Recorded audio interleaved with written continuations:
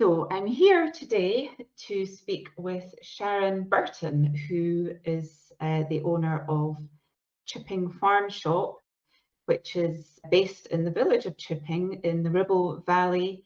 So how long have you been there? What took you to Chipping? So we lived in Skelmersdale, which was where I was brought up. And then when I met Alan, we moved to just outside of Skelmersdale for like 17 years. And then what brought us to Chipping, Alan's dad got ill. He got cancer, and they sort of basically sent him home to die. So Alan kept saying all the time, do you want to move to the country? Because that seemed to be the way to go, didn't it? You know, go and live in the country and breathe all that lovely air on the days we get that. So I just thought, you know what? I want to live in the country. And I just thought, yeah, let's sell the house. Let's go and rent somewhere. And within a few months, we'd sold the house. So I just put rural places to live in Lancashire. And the next thing, Chipping come up. I'd never even heard of it. So that was in 2017. And then we moved in the January, and then I just said to Alan, I'm going to go down to the shop, see if there's a butcher's or how the meat trade and what have you, see what they've got in the shop. And I went in there and I was stood chatting to the owner at the time for about an hour. And it turned out that it was her farm shop. So I asked her lots of questions. And then I came back and I just said, oh, Alan, it's lovely down there. I said, I would love that shop. You know, I would love that shop. And that seemed to be my passion, because once I'd gone on to this journey, then I was just filled with all this knowledge, you know, and didn't really know what to do with it. I mean, I used to post things on Facebook and little tips for people, little health tips and stuff like that. But it needed to be more for me, you see, because even down to big health shop companies that I didn't trust, that was another aspect to it all. Everything was just a burden to me even then, you know. But I had this burning passion to try and want to help people and change people's views on health and their approaches, more natural approaches. Anyway, so within 12 months, the shop came up for sale. And then, you know, after a little bit of and and what have you, we bought the shop. And at the exact same time, Genesis Healing was born as well, because we didn't really have anywhere where we felt who we could trust for supplements. So we agreed that I would run the shop and Alan would run Genesis Healing. And, you know, we'd sought a lot of information from, you know, naturopaths. So that was quite a while longer in the making, Genesis Healing, because Alan, he really looked into sourcing the right people, the right supplements, the right vitamins, the right minerals, you know, and the ingredients. And I think the shop became my ministry. So I'd get people coming in and we'd have a 5-minute conversation, and I'd just, you know, really feel in my spirit to say, do you mind if I pray for you? You know, because they just seemed to open up and they'd say, oh, yeah, you know, and I'd pray for them and they'd be so thankful. It was just so heartwarming. Looking through your Facebook page and when I was creating your listing page, that's the feel I got, that it's got a real sense of community and a place where people go, perhaps if they're lonely or wanting to speak to someone, they'll just come and buy a bag of apples so that they can come to the shop and have a conversation with someone. That's the sense I get from looking at it. It is. And sometimes that can be really draining for me, and I've always got time for people, always. But it's gotten really busy now, the shop as well. So when they come in and I just feel like I really want to give them that time, and then I'm really sorry, but I've just got to do this, I've just got to do that, you know. But it's always lovely to come home and think, so many people, they'd say, I took a wrong turn today. I'd say, no, you didn't. It's not a coincidence. It's a God incidence how you ended up at my shop. You know, it's just great. Yeah, it's that personal touch that you don't get from the big supermarkets. And I think that's what draws people more and more to shops like yours. It is the personal touch that you're able to give them. Definitely. And the other thing is that you do develop a relationship with your customers. Oh, definitely. Yeah, absolutely. You know, sometimes they just want a little chat, you know, and I try and give them as much time as I can. if I've been working at home all day and I just want someone to talk to, I'll go along the street because I've got a lovely butcher's and a fishmonger and a greengrocer who I've been going to them for years. We know each other's lives, and just go along for just a 10-minute chat with someone that I know. So just lifts you up, doesn't it? I get lots of really good reviews. Apart from, you probably, if you go on the I can talk about it now. So during the lockdown, we had a customer who he's got a helicopter. So, and he absolutely adored our roast beef and gravy barms with caramelized red onion on them. And so one day he says to Alan, "Al, why don't I come?" He said, "Whose is that field next door to the shop?" And he says, "How about," he said, "I'll land in the field, you come out with me roast beef and gravy barms, Sharon can film it, and I'll just fly off." So Alan says, "Oh, she'll love that." So we had it all set up. And the lad who worked for me at the time, he goes out with the bags, delivers the roast beef and gravy. So he flies in, lands on the field. Louis goes out, gives him the bags, and then he flies off. So I posted it on my Facebook. Oh my days. You'd think I'd committed murder.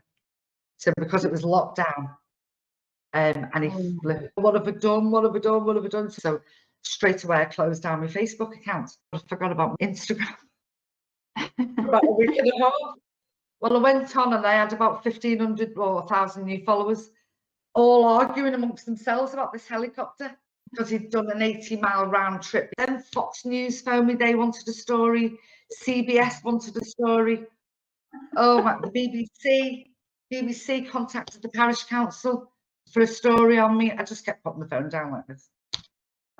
So that was quite funny, but I didn't do an interview for the BBC or the local radio stations. I just kept putting the phone. So have you made many changes to the store since you took it over, or have you kept it largely the same?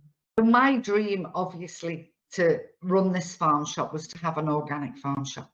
That was my passion. That was my dream. And when you first entering into something like that, you know, I just thought, oh, you know, you've got to put your own stamp on it, haven't you? So I was going to have a look on the page that we made for you. So I'm going to share my screen and then we can talk through all of the things that you stock. So we'll start with the meats, actually.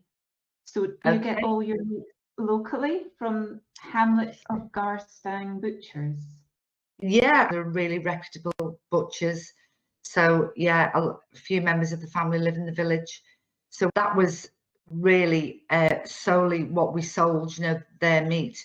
And then as the organic community grew coming to the shop, they kept asking me for organic meat. So we've been in talks with Gazegill Organics. We've got a quarter of the section of the meat counter now, which is it's still classed as Ribble Valley meat because they're right in the heart of the Ribble Valley.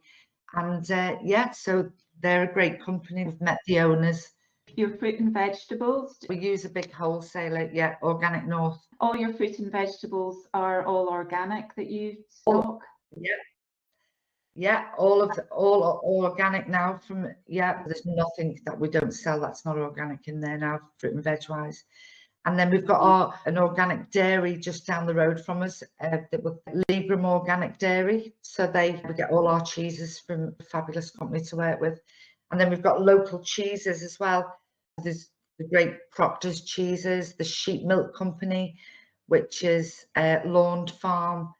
Yeah, and the guy who used to have that, his son's now taken over, but he lives 4 doors away from me. And yeah, Proctor's cheeses, my son-in-law works for him. So I try and use local as much as I can. Yeah.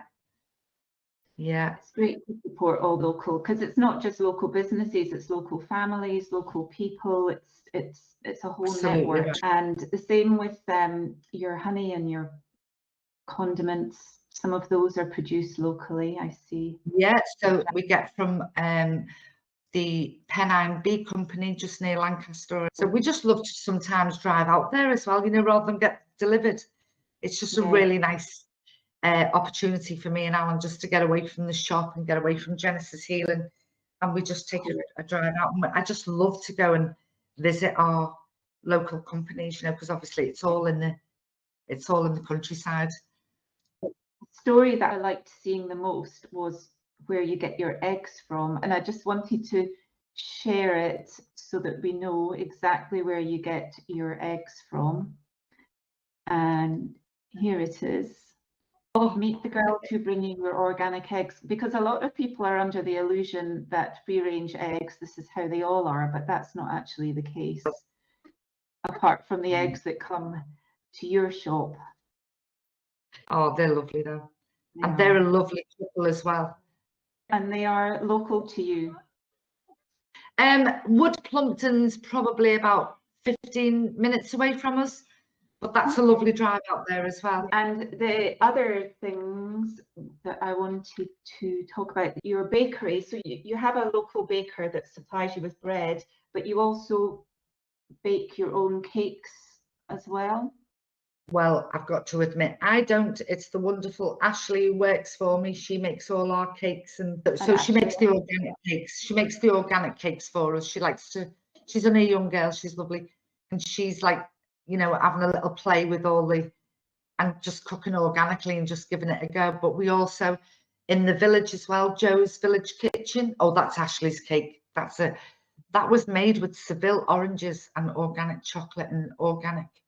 Well, it's organic everything. Even when I put water into anything, when we make the organic soup, I make it with filtered water out of this. It looks delicious. That was Yeah. That's banana bread. Oh, that was gorgeous. That was the chocolate fudge cake she made us. She'll have to do another one, and then that was gorgeous. She's great, Ashley. But we have a lady who bakes in our village as well, Joe's Village Bakery. Her pies are to die for. Everybody loves them. And the sausage rolls, it's a rare breed pork. So she does all our bakery there, and Scotch eggs. Yeah, she's very popular in the Ribble Valley, as Joe. Yeah, so And that's you have a takeaway as well, where people can come and get, well, what's on your menu for the takeaway? You can just see on that picture there, we had those gazebos built last year. Can you see that picture there? Yeah. So we had that gazebo built. That took quite a few months for it to arrive and get built and everything. So we're not a cafe. We are essentially a takeaway, but we're really fast on serving people as well. We don't keep people waiting. And everything that goes on our sandwiches, you can buy from the counter, from the meat counter as well. And then people just sit out there, and it's great in the summer. And it's a great pit stop for the cyclists as well, because it's like quite quick turnaround for them, because they don't want to hang around.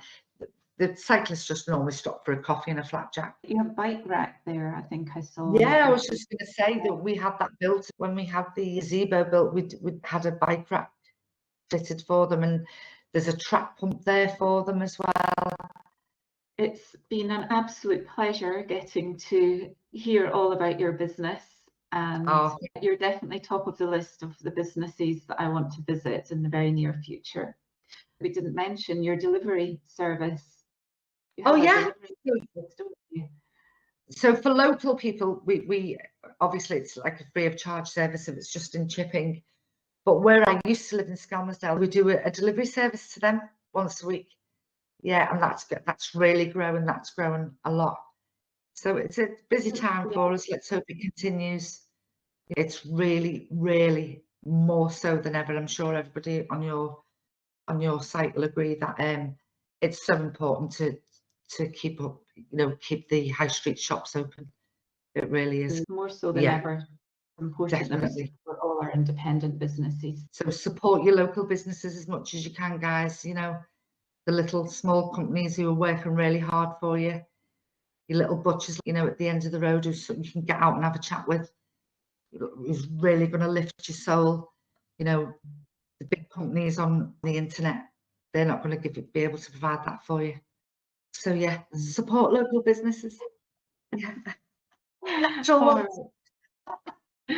Lovely speaking to you. And yes, all that's left is to say to our members to get in touch with Sharon if you live in the area and go and visit her. She would love to meet you.